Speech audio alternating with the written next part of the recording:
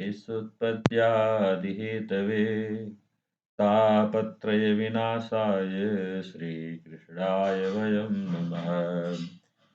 वसुदेवसुतं देवं कंसचाणूरमर्दनं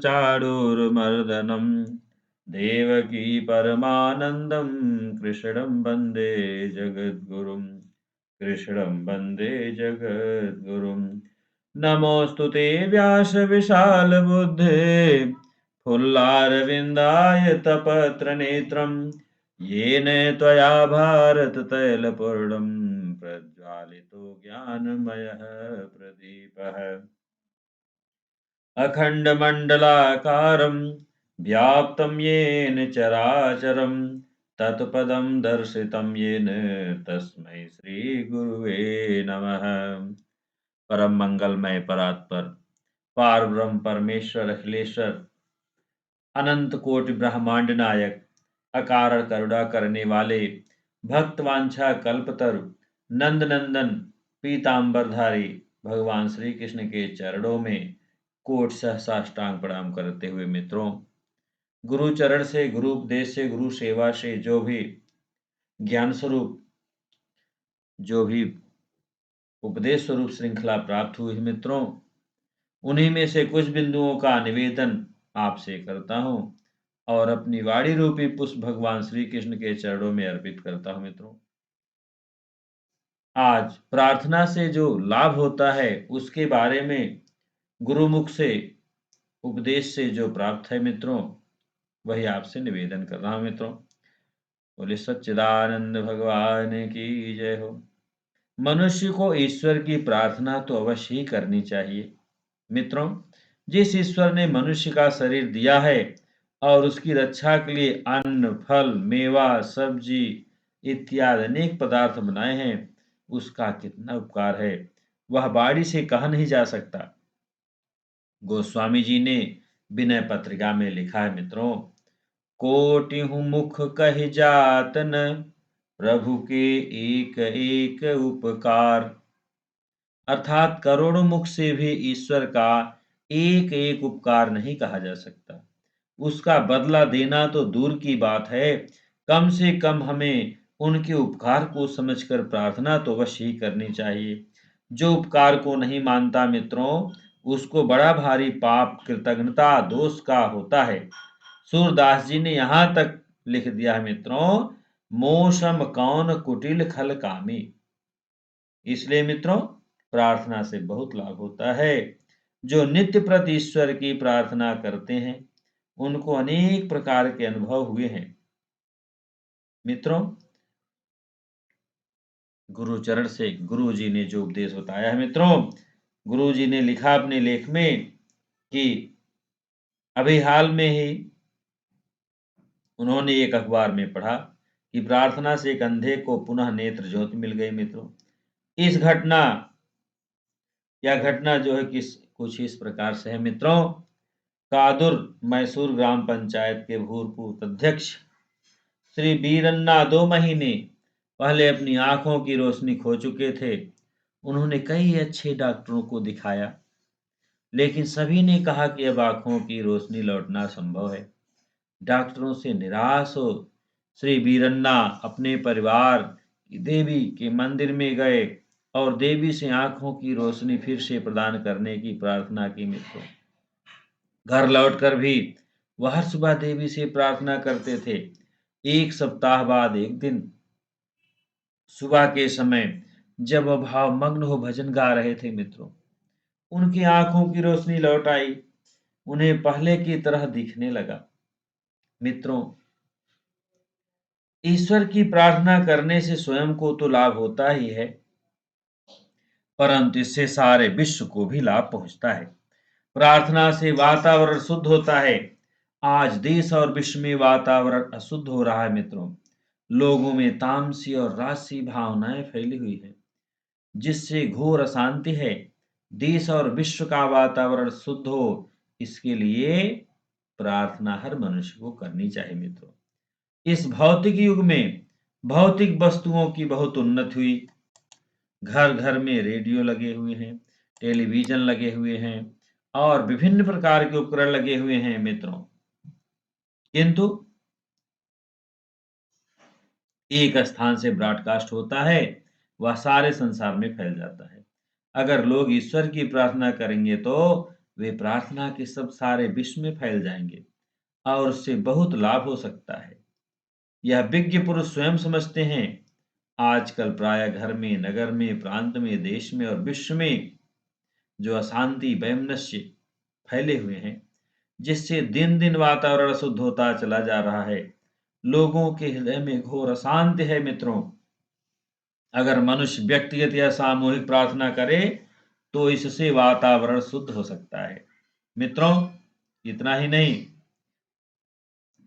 निवेदन है मित्रों कि भगवत प्रार्थना अवश्य करनी चाहिए। मित्रों, प्रार्थना से हमें आध्यात्मिक सिद्धियां प्राप्त होती हैं, ईश्वर के प्रति विश्वास बढ़ता है, हमारी आत्मश्रद्धा, दैवी शक्तियां, शील, गुण और दैवी विभूतियां अभिवृद्धि को प्राप्त होती हैं। हमारी इच्छा शक्ति सही दिशाओं में विकसित होने लगती है। जैसे स्वच्छ जल सारी गंदगी को धोकर चांदी की तरह निखार देता है मित्रों, वैसे ही शुद्ध हृदय और सात्विक वातावरण में ही की गई सच्ची प्रार्थना से कलुषित मन और पापी की आत्मा धुलकर स्वच्छ हो जाती है। पापी का उद्धार हो जाता है, अपराधी का अपराध दूर हो जाता है, कुपथगामी तथा अविवेकी के ज्ञान के नेत्र खुल जाते हैं। मित्रों, महात्मा तुलसीदास जी को जब उनकी नवयौवना पत्नी रत्नावली ने तिरस्कृत किया, तब तुलसीदास जी को अपनी अनियंत्रित वासना पर बड़ी आत्मग्लानि हुई। उन्होंने आर्त हृदय से प्रार्थना की। अपनी आत्मग्लानि साफ साफ प्रकट करते हुए विनय पत्रिका में लिखा, अरे मूर्ख मन, किस लिए वासना की कीचड़ में दौड़ा दौड़ा फिरता है। श्री हरि के चरण कमलों के अमृत रस को छोड़कर विषय रूपी मृत तृष्णा के जल में क्यों लव लगा रहा है। पशु पक्षी, देवता, मनुष्य, राक्षस और अन्य अन्य सभी योनियों में तू भटक आया। इन सब ने तुझे वही विषय भोग सिखाया जिसके सेवन करने से सदा अनेक नरकों में जाना पड़ता है। मित्रों, कामना रूपी अग्नि में भोग रूपी घी डालने से वह कैसे शांत होगी। जितनी ही भोगों की प्राप्ति होगी, उतनी ही कामना की अग्नि भड़केगी। हे ईश्वर, हे प्रभु, मुझे अब अपने रक्षण में ले लीजिए, सद्बुद्धि दीजिए। हे प्रभु, आपको मैं किस तरह विनती कहकर सुनाऊं। मन, वचन और कर्म से उत्पन्न अपरिमित प्रकार के किए जाने वाले पापों से रक्षण के लिए मैं अब आपकी शरण में आ रहा हूं, मेरी रक्षा कीजिए। इस तरह से गोस्वामी तुलसीदास जी ने विनय पत्रिका में मित्रों निवेदन किया है। इस प्रकार आर्त हृदय से की हुई प्रार्थनाएं मन को हल्का करती हैं। मित्रों, मन में जमे हुए पाप परमात्मा के सामने प्रकट होकर हृदय के भार को हल्का कर देते हैं, चित्त के विकार धुल जाते हैं। प्रार्थना हमारे विवेक को जागृत करती है, क्योंकि इसका सीधा संबंध ईश्वर से होता है। मित्रों, प्रार्थना दैवी शक्ति से संबंध जोड़ती है। मित्रों, हमारी समस्त गुप्त शक्ति का केंद्र हमारा गुप्त मन है। यह सदा जागृत रहता है। इसमें एक बार बैठी हुई बात सदा के लिए हमारे जीवन का अंग बन जाती है। वह छिपे छिपे हमें सदा प्रभावित करती रहती है। मित्रों, मनुष्य जन्मतः बुरा नहीं है, उसमें गुप्त ईश्वरी शक्ति है जिसे हम अंतरात्मा कहते हैं। इसी गुप्त मन में निवास करती है।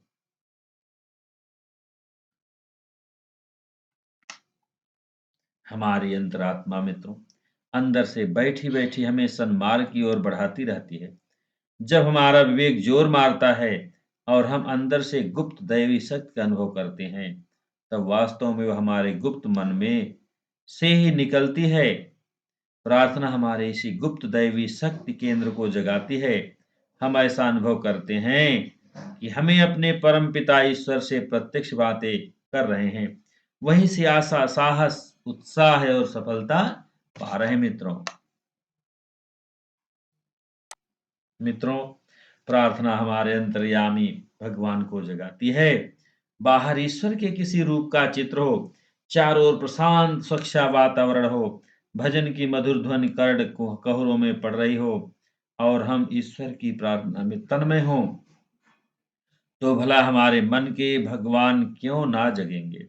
वे अवश्य अपनी शक्ति हमें प्रदान करेंगे। प्रार्थना से हमारी समस्त विपत्तियां दूर होती हैं मित्रों। कारण यह है कि हमारी सोई हुई आध्यात्मिक शक्तियों का कवच हमारे साथ रहता है मित्रों। प्रार्थना से हमारे अंदर से एक गुप्त आध्यात्मिक प्रवाह निकलता है मित्रों। उस दैवी शक्ति के प्रवाह के कारण हमारी चिंताएं, व्याकुलताएं, रोग, शोक, व्याधि और दुर्बलताएं नष्ट हो जाती हैं। प्रार्थना से अनेक रोग दूर होते हैं, जीर्ण रोग कम हो जाते हैं। मित्रों, गुरुदेव भगवान अपने अनुभव को साझा करते हैं मित्रों, बताते हैं एक बार उन्हें जो है उनके पुत्र की लंबी बीमारी के सिलसिले में 2 सप्ताह के लिए दिन रात कोटा में रहना पड़ा। गुरुदेव ने देखा कि प्रातः सभी कर्मचारी, डॉक्टर, कंपाउंडर, नर्स, नौकर सभी जो है और कुछ रोगी नियमित प्रार्थना में सम्मिलित हो रहे थे। 1-2 दिन तो गुरुदेव ने सोचा कि शायद वैसे ही कोई गाना गा रहा होगा, पर प्रतिदिन यही होता रहा। तब मालूम हुआ कि रोगियों को दवाई देने और हर प्रकार की वैज्ञानिक चिकित्सा करने पर भी स्वास्थ्य और जीवन परमेश्वर के हाथ रहता है। उनके जीवन और स्वास्थ्य लाभ के लिए प्रतिदिन प्रार्थना की जाती है और यह फलदायक सिद्ध हो रही है। डॉक्टरों ने बताया मित्रों, हम तो केवल वही दवाइयाँ देते हैं जहाँ तक हमारी पहुँच है। जो कुछ हम कर सकते हैं, वह सब चिकित्सा कर देने के बाद ईश्वरीय शक्ति से रक्षा और स्वास्थ्य की माँग करते हैं। हर प्रकार का स्वास्थ्य और शक्ति का केंद्र ईश्वर ही है मित्रों। वही जन्म देता है, वही स्वास्थ्य लाभ भी करा सकता है और तो और प्रत्येक नुस्खे में प्रारंभ में ही यह लिख दिया जाता है, ईश्वर करे यह रोगी इस दवा से ठीक हो जाए। इतना ही नहीं मित्रों, गीता भी एक प्रकार की प्रार्थना ही है मित्रों। भक्तों की महिमा निराली है मित्रों। हमारा समस्त भक्ति साहित्य, कवियों के भजन, भक्ति कविताएं एक प्रकार की प्रार्थनाएं ही हैं। इसलिए उनका सीधा प्रभाव होता है मित्रों। सुनकर या पढ़कर मन में बड़ी शांति और धैर्य उत्पन्न होता है। गीता जी का महागीत, वह सर्वश्रेष्ठ ग्रंथ, एक प्रकार भक्ति और प्रार्थना का संगीत ही है मित्रों। भक्तों की वाणियों में प्रार्थनाएं ही गूंज रही हैं मित्रों। महाप्रभु श्री चैतन्य के हृदय को टटोलो, भक्त मीराबाई की प्रार्थनाओं को देखो, तुलसी, सूर, सभी भक्त कवियों की पीयूष वर्षिणी बाड़ी भगवान की ओर, प्रकाश की ओर जाने का ही प्रयत्न तो है। अनेक भक्तों, तपस्वियों, साधकों ने प्रार्थनाएं की हैं और ईश्वर की समीपता का अपने हृदय में ही अनुभव किया है मित्रों। यदि हम मन की शांति और संतुष्टि चाहते हैं मित्रों, तो हमें प्रतिदिन प्रार्थना से ही प्रारंभ करना चाहिए। यदि हम पूर्ण स्वास्थ्य और दीर्घ जीवन के इच्छुक हैं, तो ब्रह्म मुहूर्त में प्रार्थना करना आवश्यक है। भय, विपत्ति, रोग और शोक, चिंता, व्याधि से मुक्ति पाने का तथा पूर्ण स्वस्थता एवं आत्यंतिक सुख प्राप्त करने का अमोघ साधन प्रार्थना है मित्रों।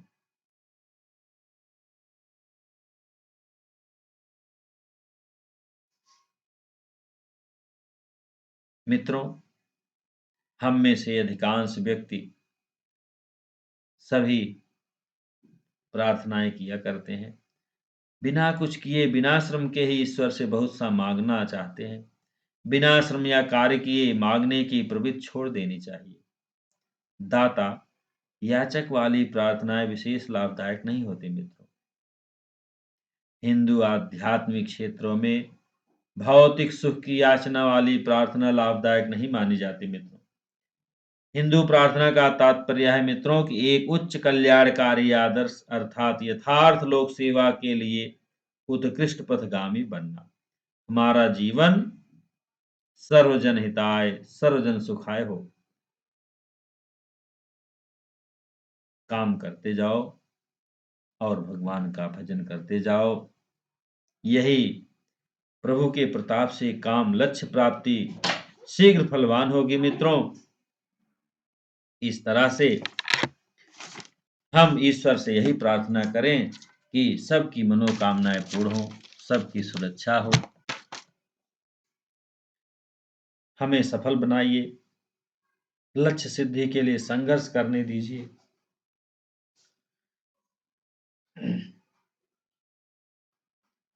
बोले सच्चिदानंद भगवान की जय हो।